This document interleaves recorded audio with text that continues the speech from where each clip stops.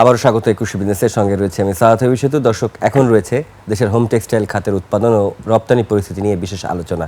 আর এই জন্য আলোচনার জন্য আমাদের সাথে স্টুডিওতে রয়েছেন Bangladesh terry towel and linen manufacturer and exporter association BTTLME এর প্রেসিডেন্ট শাহাদাত হোসেন সোহেল। দর্শক, একুশে বিজনেসের এই অংশটি আপনারা দেখছেন আলোক হেলথ কেয়ার অ্যান্ড হাসপাতালের সৌজন্যে, powered by national agri care group. আপনাকে স্বাগত জানাচ্ছি একুশে বিজনেসে। একদম শুরুর যে আলোচনা, সেই আলোচনাটা জানতে চাই যে প্রায় 40 থেকে 42 দিনের একটা জ্বালানি সংকট মাঝখানে আমরা পার করেছি, এবং এর পরে এসে বিশ্বের যুদ্ধ সব কিছু মিলিয়ে ব্যবসার পরিস্থিতি কেমন দেখছেন? ব্যবসা পরিস্থিতি আপনার শুধু ইরান, ইউএসএ, ইসরায়েল যুদ্ধ অথবা এই 45 দিনের জ্বালানি সংকট সেটা না, ওভারঅল গত 8-9 মাস ধরে সব কিছু, 8-9 মাস কেন বলবো, আসলে বলতে গেলে গত বছর দেড়েক ধরে ডিক্লাইনিং অবস্থা যাচ্ছে সব জায়গায়। এখন আমরা যেটা মনে করছিলাম যে পরিস্থিতি 26-এ এসে একটু উন্নতি হবে, কিন্তু তার বদলে আসলো গাজা অথবা ইসরায়েল যুদ্ধ শেষ হওয়ার পরপরই ইরান যুদ্ধ শুরু হলো। মানে কোনোভাবেই স্বস্তি পাওয়া যাচ্ছে না। ইউরোপ, আমেরিকা ওইসব দেশে যদি আপনার স্থিতিশীল অবস্থা না থাকে, মুদ্রাস্ফীতি বাড়তে থাকে, সব কিছু বাড়তে থাকে, দাম বাড়তে থাকে, আমাদের ব্যবসা ভালো হবে না। আমরা তো আমাদের প্রোডাক্টগুলি ওদের কাছে লাক্সারি প্রোডাক্ট হিসেবে, লাক্সারি প্রোডাক্ট বলে অথবা নিত্য প্রয়োজনীয়, ওরা অন্যান্য খাদ্যদ্রব্য প্রত্যেকটা জিনিসের দাম এমন করে বেড়ে গেছে। যেমন ক্যালিফোর্নিয়াতে কদিন আগে শুনলাম, গত পরশু দিন শুনলাম $3.99 গ্যাস $6, তো অলমোস্ট ডাবল হয়ে গেছে, $4.99। তো এখন সব কিছুর দাম এভাবে বাড়লে তো ওদের তো আর লাক্সারি জিনিস কেনার ওই ইয়েটা নাই। তো আমাদের দেশে পরিস্থিতি খুব খারাপ। এখন রাষ্ট্র কিভাবে এটার অ্যাড্রেস করবে, এটা আমরা সবাই উদ্বিগ্ন, সন্দিহান বলাটা এখন ঠিক, is too early for the government, but উদ্বিগ্ন।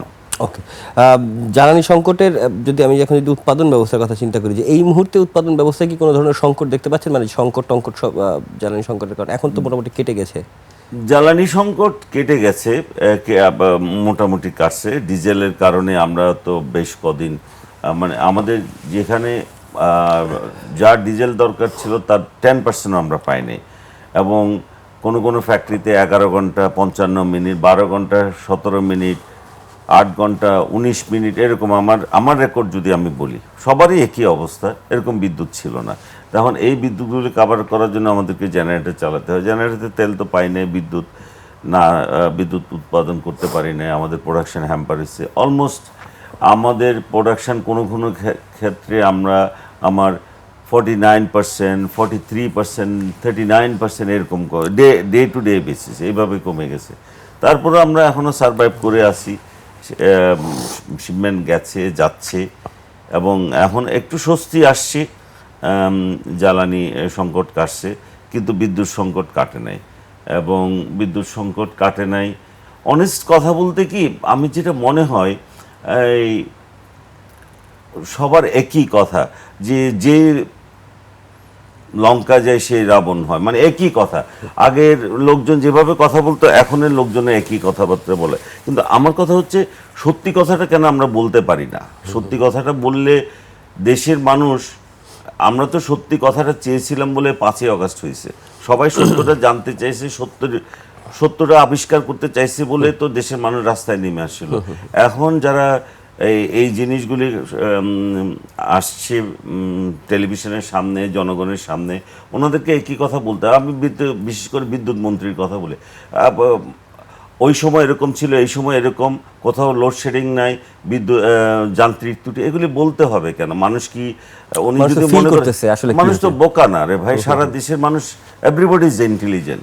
মানে মানুষের ব্যবসা বাণিজ্য, ঘর বাড়ি, প্রত্যেকটা জায়গায়, গ্রামে 12 ঘন্টা 13 ঘন্টা বিদ্যুৎ নাই, উনি কেমনে বলে? তাইলে তো অনেকে মানুষ, উনি মানে একটা হাস্যকর ক্যারেক্টার হচ্ছে না, নিজেকে হাস্যকর ক্যারেক্টার বানানোর তো দরকার নেই, এটা সরকারের ভাবমূর্তি নষ্ট হয়। জি, এবার একটু হোম টেক্স খাতে যেতে চাই। হোম টেক্স খাতে যখন মার্কিন যুক্তরাষ্ট্র থেকে আমরা যখন আলোচনা করতে চেয়েছিলাম, তখন একটা ওই যে রেসিপ্রোকাল ট্যারিফের পরে এক ধরনের ব্যারিয়ার বা এক ধরনের শঙ্কার বাড়ছিল। একই সাথে আমরা দেখেছিলাম যে প্রতিবেশী দেশ ভারতের প্রোডাকশন কিছু কিছু জায়গায় কোনো প্রোডাক্টের সেক্টরে বেশ ভালো উৎপাদনের দিকে এগোচ্ছিল। এরকম একটা অবস্থান সেটা গিয়েছিল। ইউএস রেসিপ্রোকাল ট্যারিফের এই শক ওয়েভটা কি আপনারা কাটাতে পেরেছেন, নাকি এখন ওটার সাথে যদি মার্কিন বাজারের কথা বলি? এখন মানে পুরো আলোচনাটা অথবা ইউএস রেসিপ্রোকাল ট্যারিফ অথবা প্রত্যেকটা জিনিস এগুলি রিলেটেড।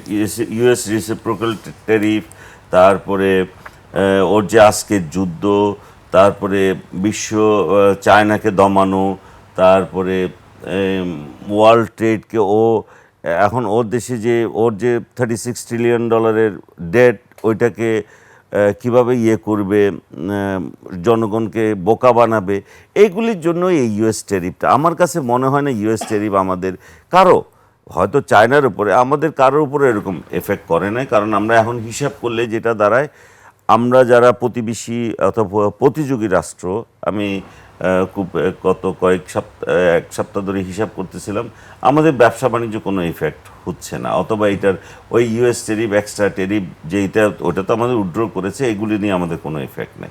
শুধু আমাদের কথা হচ্ছে এখন আমরা চাই যুদ্ধটা বন্ধ হোক, আমেরিকা ইউরোপের ইকোনমি ভালো হোক, ওরা ভালো থাকুক, ওরা ভালো থাকলে আমরা ভালো থাকবো। ওকে, যদি প্রতিবেশী ভারতের যে বাজার, সেই বাজারের এখন কি অবস্থা আমাদের, মানে আমরা টুকটাক ভারতের বাজার এখন, আপনি এই ছোট সময়ে ভারতের বাজার নিয়ে আমি আমার মতো যদি আলাপ করতে চাই, ভারতের বাজার নিয়ে ভারত কি করছে এটা আমাদের কোনো আইডিয়াই নাই। আমি সবসময় একটা কথা বলি, কংগ্রেস যখন ছিল না, ভারতে কংগ্রেস যখন ক্ষমতায় ছিল, তারা এই আমাদের আগের সরকারের মতো আমার দাদা অমুক করছে, আমার বাবা এইটা করছে, আমার চাচা ওইটা করছে, ওইখানে ওই ফ্রন্টে যুদ্ধ করছে, এটা নিয়েছিল, ইতিহাস নিয়েছিল। আর এই মোদী সরকার আসার পরে, বিজেপি সরকার আসার পরে, ওর তো কোনো ইতিহাস নাই। ও আদানি, আম্বানি এবং বিজনেসম্যানদেরকে নিয়ে, গুজরাটদেরকে নিয়ে এবং টেক্সটাইল, এগুলি নিয়ে ওদের কথা হচ্ছে ওরা 100 বিলিয়ন এখানে 100 বিলিয়ন করবে, রপ্তানি বাড়াবে, ওরা আরেক চায়না হতে চাচ্ছে, যেটার জন্য ওদের প্রচেষ্টা কোনো, আপনি ওদের টেক্সটাইল মিনিস্টার বলেন, ওদের কমার্স মিনিস্টার বলেন, ওদের চেষ্টার কোনো ত্রুটি নাই।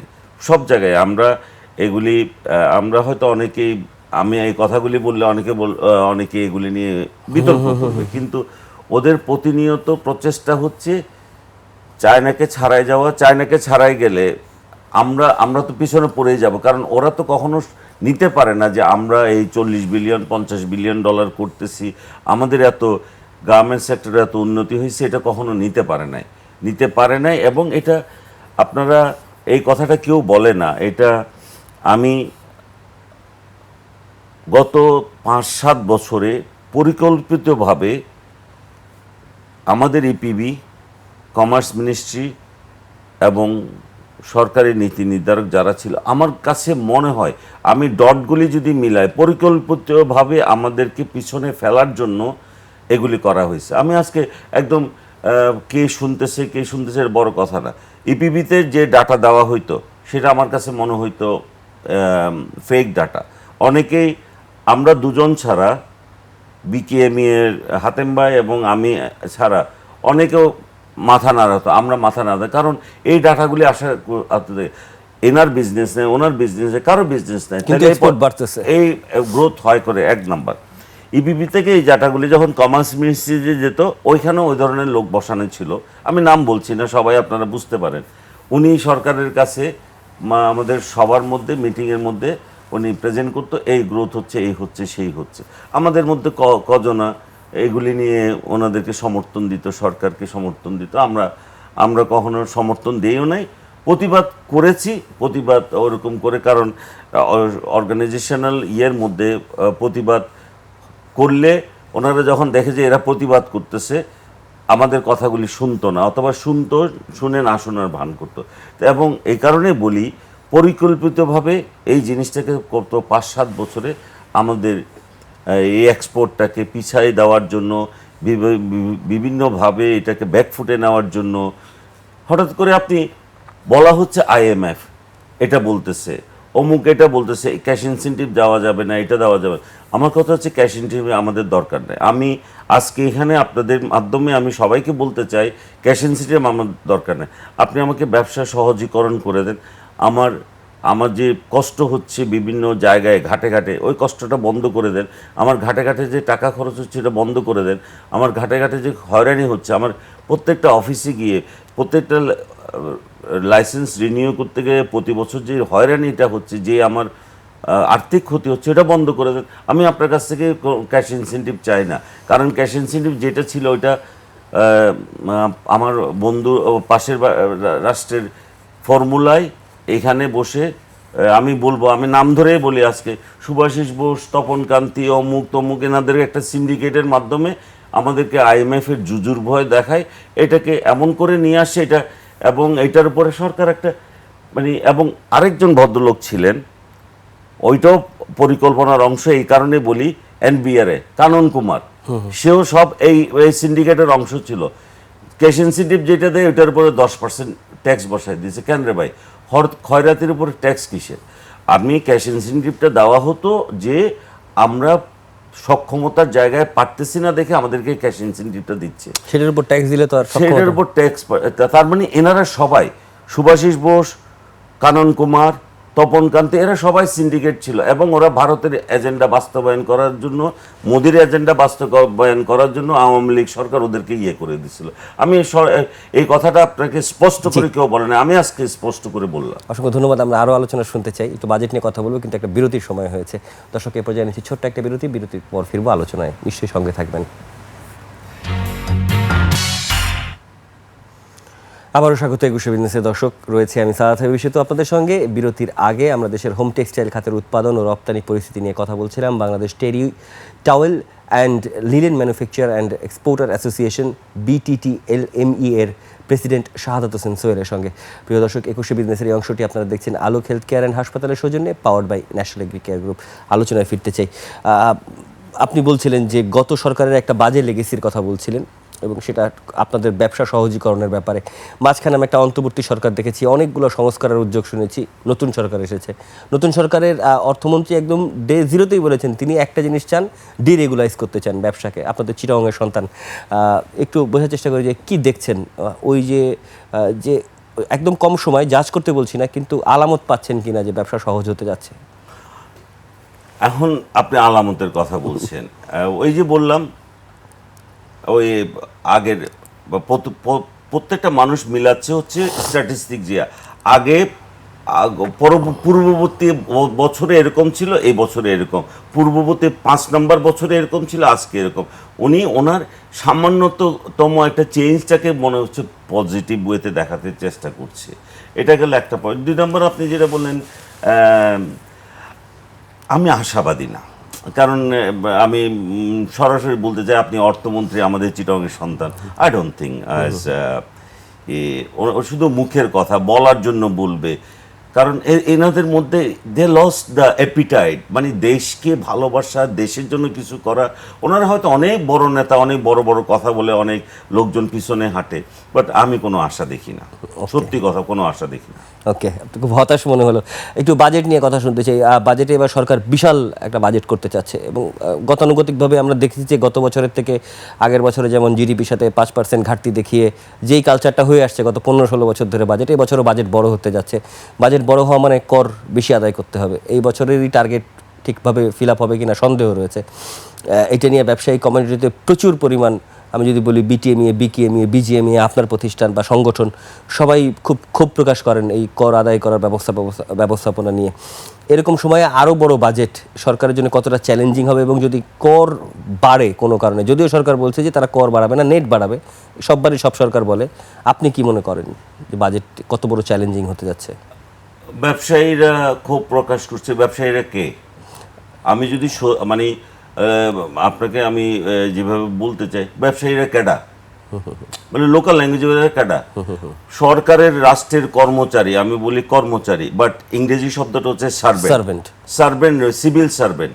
এই শব্দটা খুব ওনারা খুব গত 100 বছর ধরে ওনারা সিভিল সার্ভেন্ট পরিচয় দিতে পছন্দ করে, আগামী 100 বছর।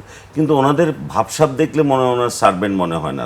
ওনারা ওনারা যেভাবে রাষ্ট্রের খরচে, রাষ্ট্রের ইয়েতে যেভাবে জীবনটাকে সম্রাটের মতো ইয়ে করছে, এখানে কোনো আশার ইয়ে নাই। আপনি রাষ্ট্রের ইয়ে বাড়বে, বাজেট বাড়বে, বাজেট ঘাটতি হবে, তারপরে ওনারা এনজয় করবে, সাধারণ মানুষ আরও কষ্ট পাবে, সাধারণ মানুষের দৈনন্দিন জীবন আরও কষ্টের হবে, জিনিসপত্রের দাম বাড়বে, মুদ্রাস্ফীতি বাড়বে, ওনাদের কিচ্ছু যায় আসে না। ওনারা যারা আজকে মন্ত্রী হয়েছে তাদেরকে বোঝানো খুব সহজ, খুবই সহজ। আমি চ্যালেঞ্জ করে বলতে পারি, কয়টা মন্ত্রী আছে আপনার সেক্রেটারির উপরে কথা বলতে পারে, কয়টা মন্ত্রী আছে সেক্রেটারির নোট কেটে দিতে পারে, কয়টা মন্ত্রী আছে সেক্রেটারির নোটটা ভালো মতো পুঁততে পারে?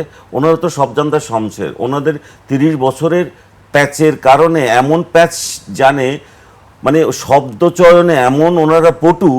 আমাদের এইসব মন্ত্রীরা মানে অনেকে অনেক শিক্ষিত, দেখতে অনেক শানদার চেহারা, বাট এই কয়টা মন্ত্রী আছে যে আপনার এই সেক্রেটারিদেরকে কনফার্ম করতে পারে what you are saying is not right, what I say this is correct, do it this way? কজনার এরকম ইয়ে আছে, গার্ডস আছে যে বলতে পারে I want this way, সরকার এভাবে চায়। তো আপনি যেটা বললেন যে বাজেট ঘাটতি হবে, বাজেট আরো বড় হবে, ওনারা তো চায় আমলাতন্ত্র। পৃথিবীর অনেক দেশেই আমলাতন্ত্র আছে, কিন্তু আমাদের দেশে আমলাতন্ত্র আমাদেরকে পেয়ে বসছে, কারণ আমরা সবাই আমলাদের আমরা সহযোগিতা নিয়ে ইলেকশন করেছি, আমলাদের সহযোগিতা নিয়ে আমি চুরি করেছি, আমি মতিউর রহমান বানিয়েছি, এবং শত শত মতিউর রহমান আপনি শত শত মতিউর রহমানের ট্রাইব্যুনালের কত বিচার আমরা দেখছি দৃশ্যমান। সে কানাডায় চলে গেছে, অস্ট্রেলিয়ায় চলে গেছে, মালয়েশিয়ায় চলে গেছে, সামান্য কর্মচারী, আমি নাম পজিশনগুলির নাম বলতেছি না, রিটায়ারমেন্টের পরে নিউ ইয়র্কে বাড়ি, রিটায়ারমেন্টের পরে অস্ট্রেলিয়া বাড়ি, কেন ওর 14 গোষ্ঠী সহ জেলে দিচ্ছেন না কেন? রাষ্ট্রের পয়সায় সে তসরফ করে। প্রথম কথা হচ্ছে রাষ্ট্র তাকে পড়াশোনা করিয়েছে, 1 নাম্বার, ফ্রিতে পাবলিক স্কুলে পড়েছে। দ্বিতীয়, সে তাকে চাকরিটা দিয়েছে সরকার, মানে রাষ্ট্র তাকে চাকরিটা দিয়েছে। সেই রাষ্ট্রের প্রতি অনুগত না থেকে, রাষ্ট্রের প্রতি কৃতজ্ঞত না থেকে রাষ্ট্রের তহবিল তসরফ করছে, জনগণকে কষ্ট দিয়ে হাজার হাজার কোটি টাকার মালিক হয়ে তারা সবাই আমি লন্ডনে বাড়ি আছে, মুখ বাঁকিয়ে বলে লন্ডনে বাড়ি আছে। ওরা বলতে লজ্জাও লাগে না যে লন্ডনে বাড়ি আছে। সারা জীবনে যার বেতন 5 কোটি টাকাও না, অথবা 10 কোটি টাকাও না, সে 20 কোটি টাকা দিয়ে অ্যাপার্টমেন্ট কিনে, 16 কোটি টাকা দিয়ে অ্যাপার্টমেন্ট করে, লজ্জা লাগে না? ওদের সমাজে মুখ দেখাতে লজ্জা লাগে না? তাই এই লজ্জা রাখি কোথায় আমরা জাতি হিসেবে? আমরা এত মানে শেমলেস জাতি হয়ে গেছি, শেমলেস হয়ে গেছি আমরা, কারো কিছু বলার নয়। তো আপনি অনেকগুলি পজিটিভ কথা বলেন, আমি অনেক নেগেটিভ কথা বলছি আজকে, বাট এর মধ্যে নেপালে আমরা দেখছি, নেপালের মতো একটা ছোট্ট জায়গা, জেনজিরা ওলট পালট করে দিচ্ছে। তো আমাদের এখানে আমরা মনে করছিলাম 5ই আগস্টের পরে ওলট পালট হবে। তো আমি নাম ধরে বলি, এখন যতটুকু শুনে বাচ্চা ছেলেকে নিয়ে নাহিদ আসিফ সবগুলি বলে করাপ্ট। এখন আপনি এই জন্য জাতি হিসেবে আমরাও করাপ্ট।